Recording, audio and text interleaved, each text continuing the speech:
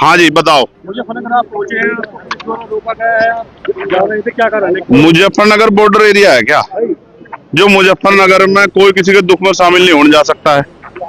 भाई पुलिस का काम है अपराध रोकना, किसी के दुख को जो कोई बांटने जा रहा है उसे रोकना पुलिस का काम नहीं है। मैं सोनू कश्यप जी, जो जिस भाई की हत्या हुई है, जिसको जला के मार दिया, उस माँ को मैंने तड़पते हुए देखा, उसकी बहन को मैंने बड़ी को तड़पते देखा।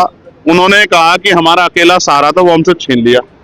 मैं भाई का फर्ज निभाने के लिए, उनके आंसू पूछने, एक बेटा बनने के लिए वहां जा रहा था। ये मेरा फर्ज भी है। चुनाव के समय तो हर कोई जाता है वोट मांगने के लिए, तमाम तरह की मीठी मीठी बातें करने के लिए। दुख में जो साथ खड़ा वही अपना होता है।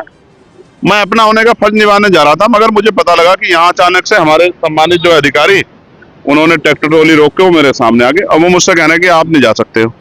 मैं ये पूछना चाहता हूँ कि भाई क्यों नहीं जा सकता हूँ? घटना यहाँ की नहीं है, घटना मेरठ में हुई। क्या किसी परिवार को उत्तर प्रदेश में, जो पिछड़े वर्ग का परिवार है, कमजोर वर्ग का परिवार है, क्या उसको सांत्वना देना भी अपराध हो गया? तो मुझे सारी बात में एक चीज समझ आई है कि मैं राजनीतिक अछूत हो गया हूँ यहाँ उत्तर प्रदेश में। मैं किसी पीड़ित की आवाज नहीं उठा सकता। मैं आवाज उठाने जाऊंगा तो मुझे बंद किया जाएगा। इसका एक तरीका मेरी समझ में आया, मैं इनको रास्ता दिख बता रहा हूँ कि जैसे पिछली बार मुझे गोली लगी थी 23 में, मेरी ये हत्या करवा दे पुलिस वाले मिलकर सारे सरकार के साथ।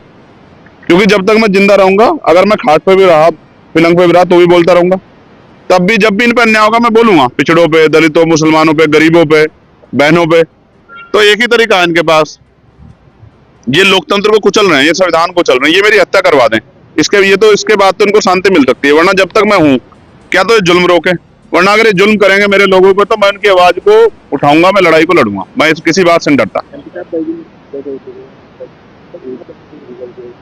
भाई। मैं तो जब तक परिवार को नहीं सुनूंगा तब तक मैं कुछ नहीं कह सकता हूँ। मैं तो जाऊंगा, जब उनके पास जाऊंगा, मुझे अपनी पीड़ा बताएंगे। जब मुझे अपनी पीड़ा बताएंगे तभी मैं आगे की बात को कर पाऊंगा। मैंने तो डिमांड की थी कि इस परिवार को कम से कम 50 लाख रुपए का मुआवजा मिले।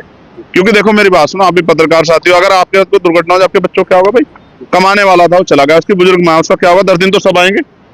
तो उसको 50 लाख रुपए मदद दो, एक सरकारी नौकरी मिले, और सबसे इम्पोर्टेंट है इस घटना की सीबीआई जांच हो। ये मांग उठा रहे हो। अब आप पीड़ित क्या जाएंगे या यहाँ से वापस जाएंगे? आप बताओ मुझे। मैं जैसे आगे बढ़ूंगा तो मीडिया वाले कहेंगे पुलिस क्या लड़ रहे हैं। तो मैं शांति से बड़े अधिकारियों को कह रहा हूँ कि वो मुझे अपनी गाड़ी में ले चलें, मोटरसाइकिल पे ले चलें। मैं अपने सब साथियों को वहीं रुके, मैं अकेला आदमी जाकर उनकी बात सुन के और उसको आगे आपके सामने बता दूं। इसके अलावा बताओ रास्ता क्या है लोकतंत्र में? अगर लोकतंत्र में चुनाव प्रतिनिधि जनता के बीच नहीं जाएगा, और की दिक्कत है कि नेता जाते नहीं है, मैं जा रहा हूं तो मुझसे दिक्कत ये है कि वो क्यों जा रहा है। तो भाई और लोगों की मदद नहीं करना चाहता, मैं तो करना चाहता हूं, तो मुझे फांसी चढ़ा दो, यही रास्ता है इनके पास।